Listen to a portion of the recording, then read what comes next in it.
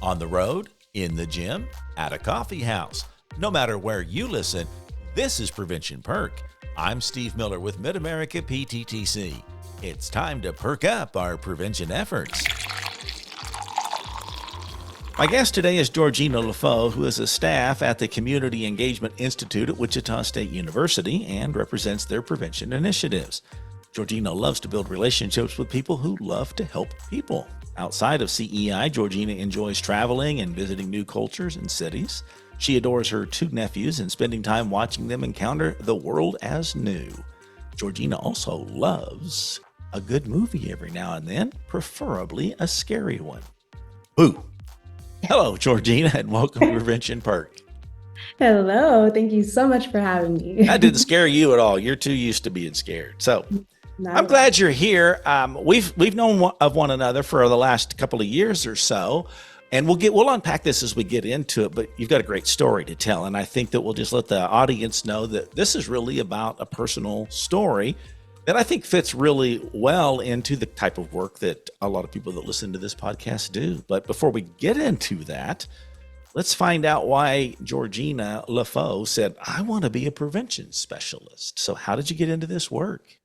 Well, sure. So I think in college, I decided I want to do something that helps people. I don't know what that is. I don't know what it looks like, but that's the direction I want to go.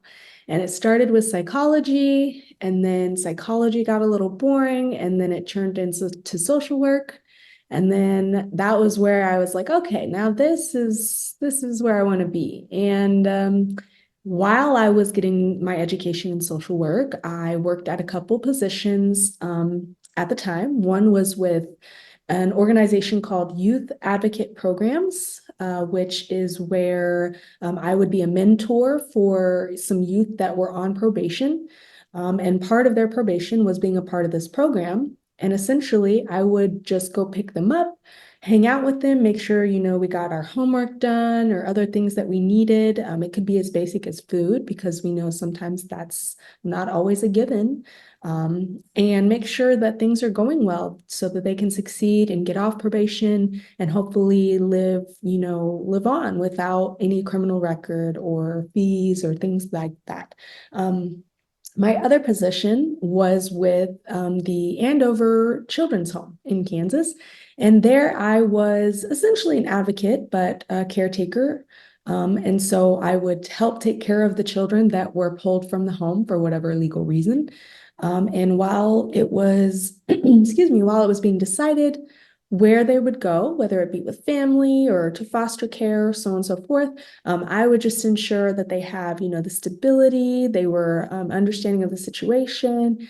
And in the meantime, we could play, we could play games, eat food, and just kind of spend time together so that they can see that while things happen that aren't always our faults, we can still make a little light out of it too. So yeah. So what was it about the role of prevention that, there was a help wanted ad somewhere or something? What was it about prevention that you were attracted to?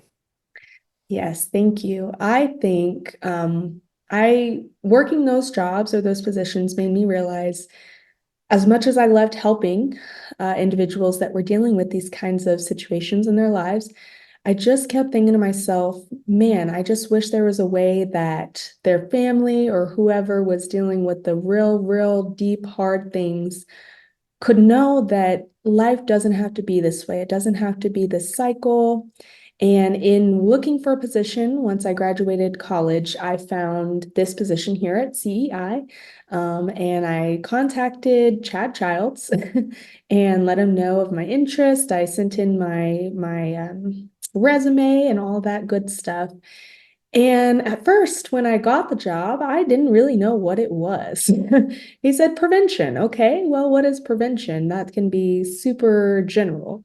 But after a few months of working with the individuals I get to work with, and seeing the kind of prevention that we specifically work in, which is suicide prevention, substance misuse prevention, I realized pretty quickly, okay, this is exactly what I was thinking about. I just didn't have a word for it yet. And so now I do. And so, yeah, here I am.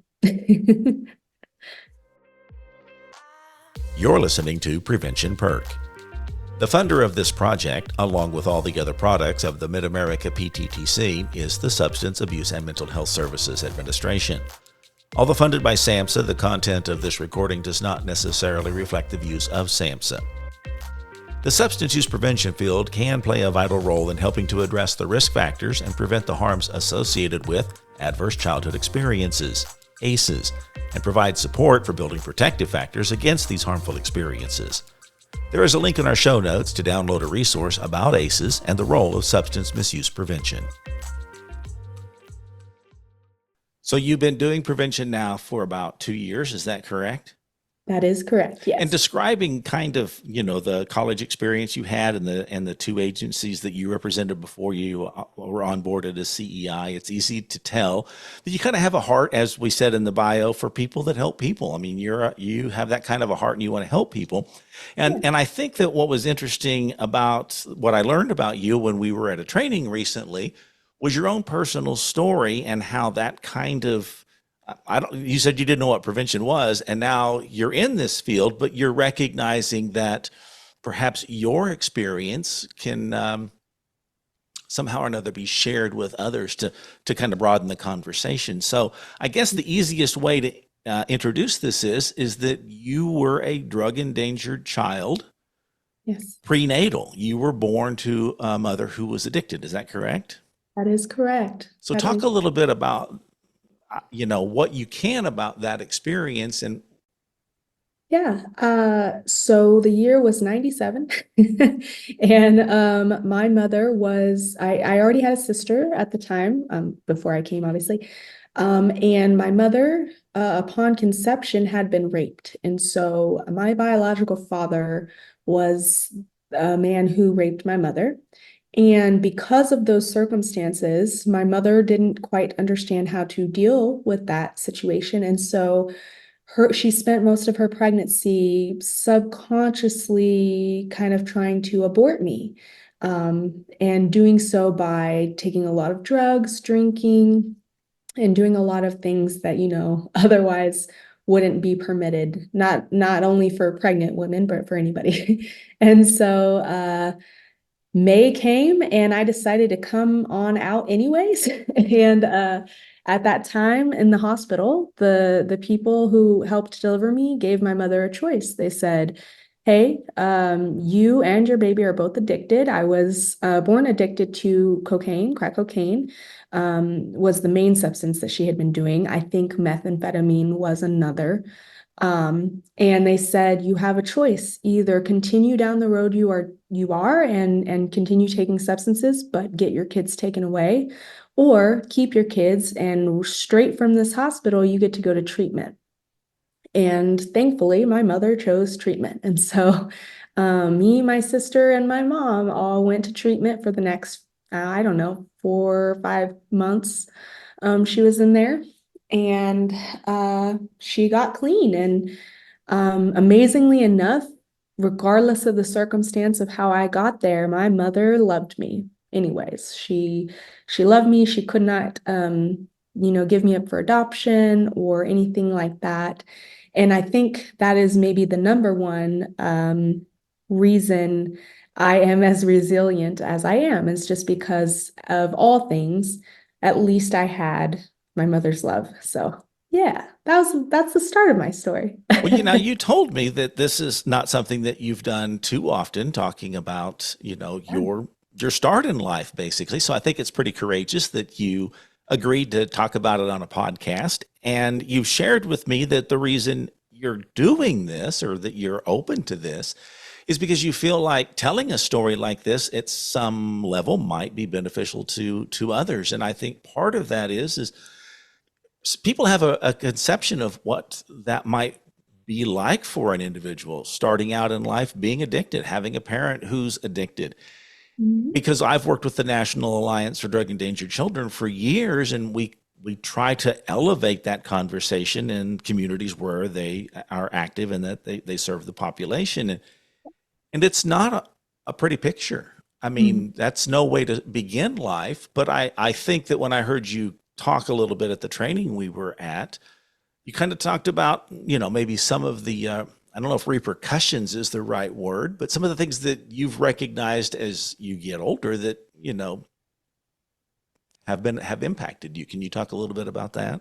Sure. Yeah. I think the number one thing I mentioned before or previously when I talked about this is the way my body handles drugs physically. And so when I say that, I don't mean I've gone out and tried all these illicit drugs and have had a bad, response to them. What I mean is quite literally even prescription drugs or things that are considered normal in society. An example would be when I got my wisdom teeth taken out. The medication that I was provided, which I believe was called Norco, just some pills made me feel awful, just made me feel sick. And during, exploration in college, when I tried marijuana for the first time, well, the first couple times, because my friends told me I was just being a baby, I did not have a fun time. It made me feel very sick, very nauseous. According to them, by the smallest amount, I would have these negative reactions. And I've noticed this throughout my life, just even with maybe pain pills such as, ibuprofen or things like that. Not so much with those, but I have noticed I just seem to have a very sensitive, low tolerance to drugs, even caffeine. I have to take very little of that. Otherwise, I will start to feel negative or adverse effects. So that is probably the main thing I would point out that I've noticed from being, born addicted.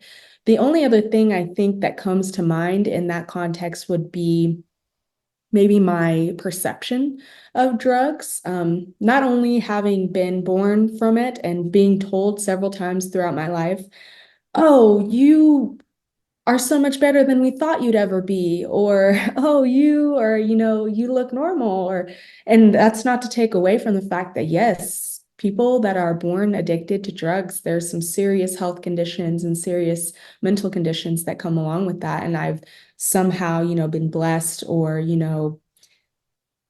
able to have, a positive, healthy life for the most part. But even with that being said, it can feel a little backhanded, right? Because sometimes you're just living, you're just doing what you can to live. And it doesn't always mean you're trying super hard to be this positive, healthy thing, but sometimes it just happens that way. And so sometimes it can feel a little backhanded when people will tell me, well, we really expected you to be out on the street. And I'm like, oh, thanks, type of thing.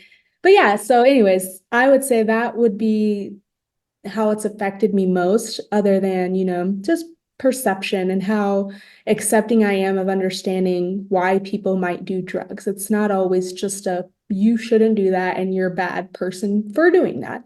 That's definitely not what prevention teaches us, and that's definitely not what the true world of addiction shows us either. So, yeah. Talking about that, I think if I'm hearing you correctly, I mean, there's a perception, but I also think when it comes to families that have substance use disorders, addiction's a part of maybe the birth, and in your case it was, there's a stigma that goes along with that. It's almost like the society says it's predictable. This is the way it's going to be. And I'm curious, do you feel like in some way, if you're vocal about this, that it kind of chips away at that stigma and maybe helps open up people's minds and change their perspective on what it's like to basically live from day one as someone who was addicted? I do. I absolutely do. And I think that's a reason why I've become vocal about it because, as mentioned, stigma exists. And I grew up in that thinking if I tell someone these things about me, they're going to think differently about me. And I don't want that. And then I realized, well, yeah, they'll think differently of me, but maybe that's a good thing. And so, yeah, quite literally, most of my life I have been around drugs. So not just birth. My mom did get clean, for a while, until I would say until around the age of 5 or 6. So when I was 6, my father died, the person I call my father, not my biological father. He passed away. And at that time, my mother met a different man, and he then got her into methamphetamine. And pretty much from the age of 6 to this day, my mother has struggled with addiction to methamphetamine. And because of that, I basically lived most of my childhood, dealing with what it's like to have, an addict or someone who struggles with addiction, rather, as a parent, and the struggle it can be on some big levels and some small levels. It could be something as simple as, she had been up for maybe 3 to 5 days. And so now it's her time to crash. But hey, mom, you were supposed to take me to school. And so spending, an hour to 2 hours, like shaking her and freaking out because you're kind of worried she's dead.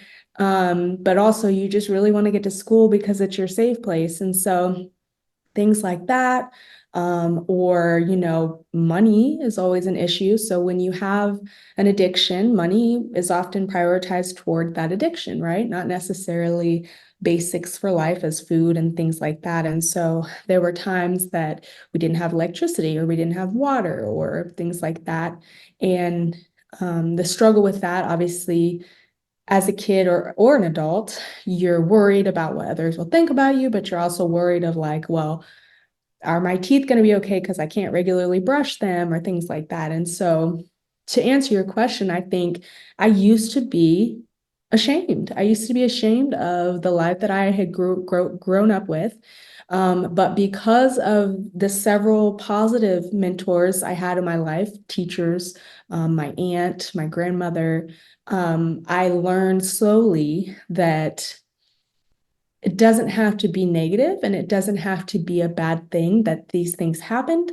And even more so now, I hope that others who might be dealing with similar situations or the same can see that and know too, because I grew up next to other children that were in the same boat as me that are to this day addicted and in and out of prison and things like that. And it saddens me and oftentimes is brought to my attention. Well, why are they there and you're here? And it's like, well, don't necessarily compare us because as we know, experience is everything. And the way I internalize, my experience is not going to be the same as another person. But if I have the chance to be able to bring positive realizations and positive experiences to those who might be dealing with the same kind of situations, then I will take that over 100 times if I can make some sort of positive influence on anyone's life, really, but especially those who lived a life similar to mine.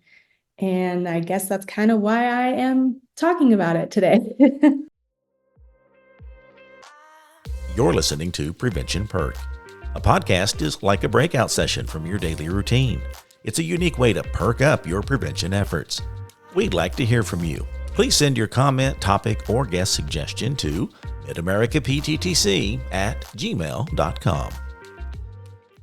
You used the term early in our conversation. You said about being resilient, and then you mentioned a teacher, your aunt, some other people that were positive role models in your life or mentors. Can you talk a little bit about maybe what some of those things were that you picked up on that led your life to be more of a resilient outcome?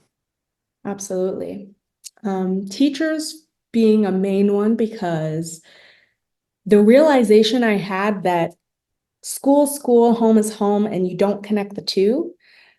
And understanding, well, no, they do connect because you're human and you're in both places. And teachers notice when maybe you don't have clean clothes or access to certain resources to get your stuff done. And not only do some of them notice, but some of them really care and will really go out of their way to try to make sure that you do. One example comes to mind was my English teacher in high school. She found out I didn't have a way to turn in my essays and things like that. And so she got a hold of someone who was able to bring me an entire desktop computer to my house so that I could do those things at home. And she did a lot more stuff too, but that was just an example. And then, other things like when I graduated, I had a teacher call me up to her room and pretend like I was in trouble. And then when I got there was a bag from, I believe it was flight safety, that of just tons of resources, a gift card to, the bus stations around town, um, like regular resources such as toothbrushes, shampoo, conditioner, things like that, toiletries, and then other resources, to get a hold of places that could provide, help in getting food, help in getting housing, things like that. And so those are just a couple of examples, but had those teachers not cared, I would never know that that's even a possibility. Because in my mind, what happens at home doesn't come to school. Like I'm at school and I'm Georgina and that's all I want to be. But realizing as a whole person, life at home matters as well, was something that teachers or mentors at school really brought forward.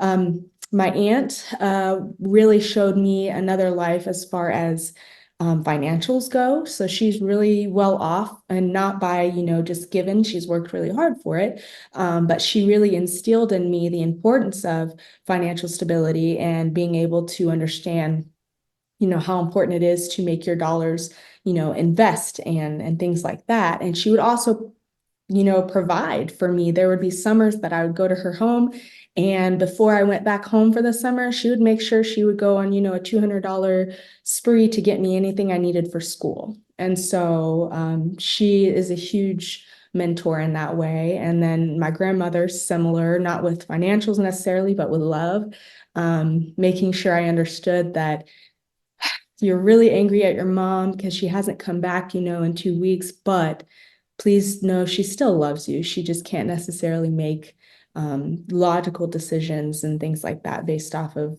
where her brain chemistry is. And so those are some of the mentors that I would definitely give props to in understanding a bigger picture of addiction and what it's like to live the life that I lived. I think your story illustrates something that's very powerful in that. Are you familiar with the Search Institute and their 40 developmental assets? No. One of the things that they point out, so there's 20 assets that are internal that build character and resiliency, and then 20 external. So it's about having this balance, and one of them is connection to school and family and those kinds of things. Yeah. But the one that they talk about in their research, and I've quoted often, is the one thing that can lead to a child's outcome being resilient is having another adult, a trusted adult outside of their parent. So they, regardless of what their relationship's like with their parent, it's being able to connect with someone else at the school, at the community level, another family member. Mhm. And somehow or another, I think what that really says, and what I hear you illustrating, is people demonstrated that you have value and worth. Mm. And it was translated, by saying that they love you, but they also in some way provided for you in a way that your mother wasn't able to, Mhm. provide for. But it's made you a very resilient individual, and I think that's really powerful. That I've heard this and I've read about a trusted adult being a part of Yeah. someone's life path, but you illustrate that very well in the Yeah. success that you've achieved at this point in your Thank life. you. So do you have any kind of relationship with your mother?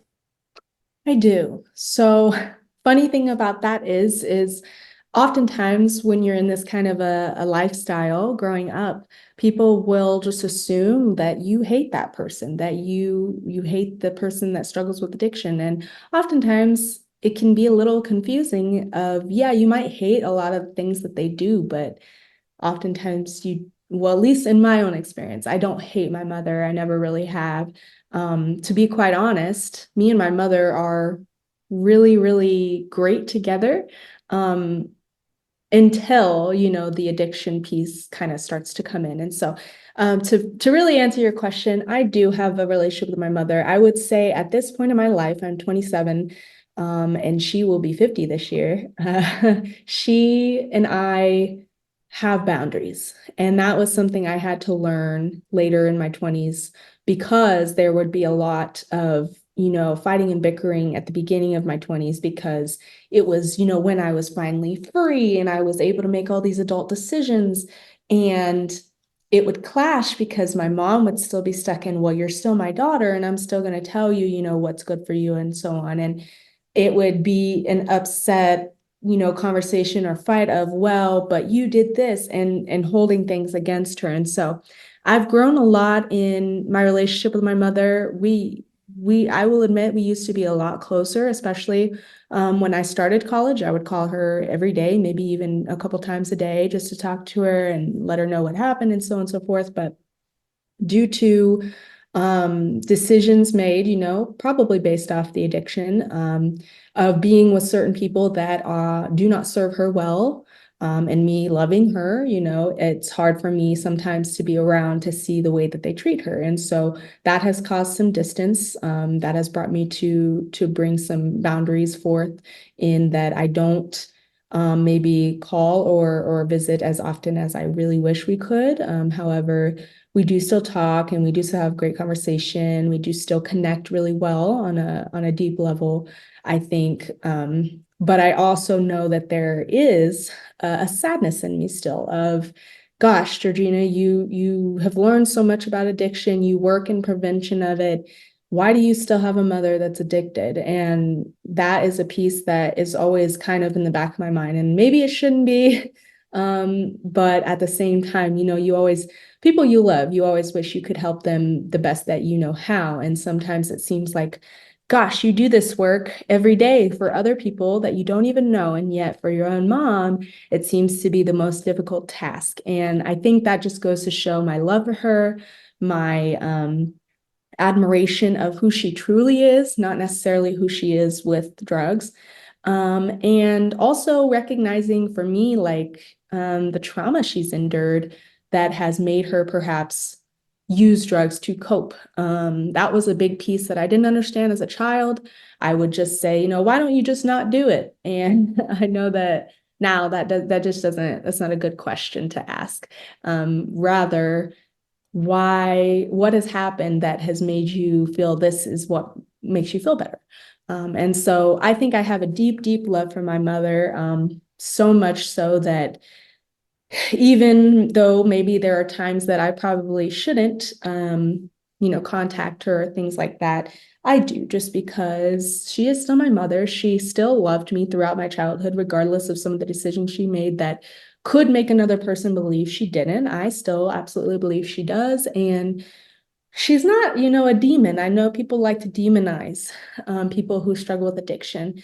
And that is something I also kind of stand against as well, because again, yes, people can completely change based off of the substance that they use. But in my particular case with my mother and methamphetamine, there's never really been a time that I've thought to myself, my mom doesn't love me. She's always made it very clear that she loves me. And as I mentioned before, that's, I think, the number one thing that has brought me to be who I am and where I am now.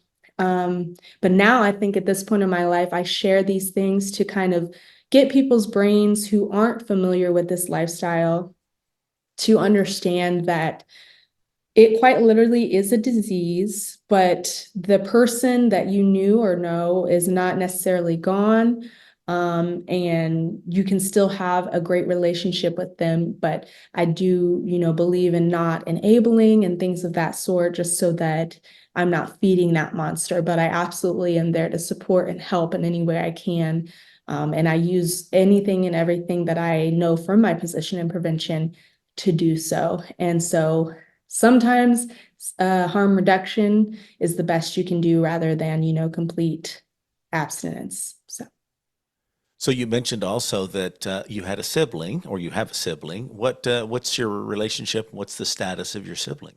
Sure. So, funny you ask. Me and my sister's 4 years older than me, and we do have different fathers, same mother, but most of our lives, we've kind of been on our own. And what I mean by that is, when I was about 2 or so, to the age of 6 when our dad died, we were together and we were one large family and things were great. That was probably the most positive, normal life I lived, was from about 2 to 6. When my father died and my mother, got into drugs and, kind of spiraled, she was taken to live with her father's mother, so her grandmother. And she lived with them till I was about in middle school, so maybe 12 or 13. So she was in high school. And at that time, she lived with us for just maybe 2 years. And us, I mean me, my mom, and my mom's boyfriend at the time. And it was an okay time. I think I always went and visited her, even when she didn't live with us, because that grandma also took me on as her grandchild, even though I wasn't. And so, even though she didn't have legal rights to take me as she did my sister, I still would get to visit her, regularly and things like that. But anyways, when she was living with us again, things were pretty great and normal until an incident occurred that someone had broken into her room, and she kind of woke up finding that someone was in there watching her sleep. And after the incident ensued, perhaps due to the addiction, my sister, of course, wanted to call the cops, but my mother and her boyfriend at the time was, what do you call that? Not negligent, but neglected. That they just didn't want to call the cops because of the drugs in the house. At that time, her boyfriend that she had was a rather large drug dealer in our city. And so they refused to call the cops. And my sister was like, okay, then I'm going to leave. And so she went and she left and moved out. And so after that, I still, talked to her and things, but it was always kind of hard because she didn't really get along with my mom and her boyfriend at the time. So throughout the years, I did end up living with my sister for 2 years while I was in high school. However, due to an incident with her boyfriend, slash husband, because they got married around that time, I actually let her know that I was uncomfortable living there because he made me very uncomfortable. He would kind of sexually harass me regularly. And it got to the point where I would fall asleep at school because I would stay up all night scared because I would hear him kind of creep up, the stairs to my room and things like that. And I got scared that it would get worse, that I would, actually get either raped or something horrible. And so I talked to my sister about it. And unfortunately, she, with that information, she decided to kick me out and tell me that I was just jealous of her relationship and so on and so forth. And so after that, there were several times that I still was around and would help my sister with her two boys, my nephews, who I love. However, our relationship just wasn't quite the same after that, as you could imagine.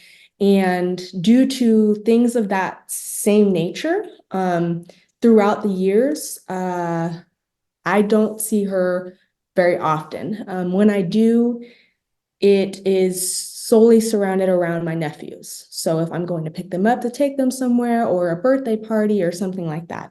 But we don't really speak on terms past that, unfortunately. So So how old are your nephews now? sure. My oldest nephew is 11 and my second nephew is 8 now. And you do get to spend some time with them? I do. I Oh, that's make a great. point to hang out with them, and they love hanging out with their Auntie Gigi, and so we keep that Yeah, going. that's great. Well, Yeah. you've got a really resilient story to tell. And again, I think it's pretty courageous to, start stepping out there and sharing, your reality with people. And I wish you good luck in that. I'm kind of curious if we can kind of revisit some of that stigma and maybe some of the reason, that you're sharing this under the umbrella of the work that you do. Are there some places where you have been able to, talk about this experience you've lived through in the work that you do, and have people been receptive to that? So I think anytime I've ever mentioned any of it, people that I am surrounded by are absolutely accepting and not necessarily like wanting more, but they're definitely accepting and make me feel what is the word? Just that they're happy to know me and they're happy to know my story. I I think I'm lucky in that the people I work with often see this other side of things quite often, and so maybe they just have a better perspective on who we all are and what we all come from and how complicated that can be or complex that can be. But to also answer that question, I wouldn't say I share often. I mean, maybe small things here or there, especially to my coworkers that I work with every day, like make jokes or something like that in lieu of, or just to kind of, I guess I use humor sometimes to cope. But at the same time, I just, as much as I don't think I'm judged for these things, I also think I just don't allow myself to feel judged, because at the same time, as I've mentioned, the amount of self-worth and value I've gained, especially once my frontal cortex has completely developed, has allowed me to just not really care if it seems negative to another person. And what I mean by that is not to offend anyone, but by not letting my story of just factual, actual life be something that I am embarrassed about or afraid about or ashamed about. And therefore, a lot of times that in itself changes how someone perceives it too. And so never would I bring these life struggles up to someone in an offensive way or a way of that I know better than another, because that's absolutely not true. It's quite literally just share my experience. And if someone finds beauty in it, that's wonderful. And if not, then that's just fine too. You're listening to Prevention Perk. Building resilience after adverse childhood experiences, ACEs, is one of the most challenging tasks for any early childhood professional or social worker. ACEs can cause lasting negative effects on children's mental and physical health. Visit the greatkids.org website to learn 10 ways to build resilience after adverse childhood experiences. There is a link in our show notes. I appreciate taking the time to have this conversation. I enjoyed just the little bit that you shared when we were together for that training, but it's been a delight getting to know more about Georgina and your life story. I always give the guest an opportunity to be the sage on the stage, and I wonder, is there anything that you would like the audience to know about before we draw this to a conclusion? Sure. I mean, of course, I'm gonna rep my people. So the Kansas Prevention Collaborative, I'll absolutely put that website out there. And you will find tons of resources on that page regarding a lot of different things, mental health, behavioral health overall, even problem gambling, things of that sort. But I think too, what I love to bring forth to people's thoughts is the understanding that as helpful as resources are, such as 988 and things that we have available to us, it is maybe more important to me that people understand how to find their own positive coping mechanism or positive reason as to why they even need to get up that day. I know growing up, sometimes there were days that made me wonder what in the world I was doing here. And so anyone I meet, I hope at some point learns from me that what is important most of all, among the many, many, many protective factors that we can add to our lives, is whatever it might be, small, big, whatever, that gets you out of bed or gets you awake and wanting to live another day is what is most important. And sometimes for me, that is getting a slushie at Sonic. Okay, let it be and let it ride, because as much as today you might feel like I'm not feeling this, maybe tomorrow, if you just give it a little bit more time, you'll start to feel it, or you'll meet someone who makes you really feel it, or you'll find some hobby that makes you really want to feel it. And that to me is the most beautiful thing about life. And so as much as I love my peeps and the KPC, I also think finding it within yourself as to why you want to live is going to be most important. So yeah. My guest on this episode has been Georgina Lafoe. You'll be able to find some links to connect with her in our show notes. Thank you, Georgina, for being here. Yeah. And thank you for listening to Prevention Perk, a podcast from Mid-America PTTC. To learn more about our innovations, visit pttcnetwork.org and look under Your PTTC for the Mid-America link. Remember, prevention is better together, and together we are stronger.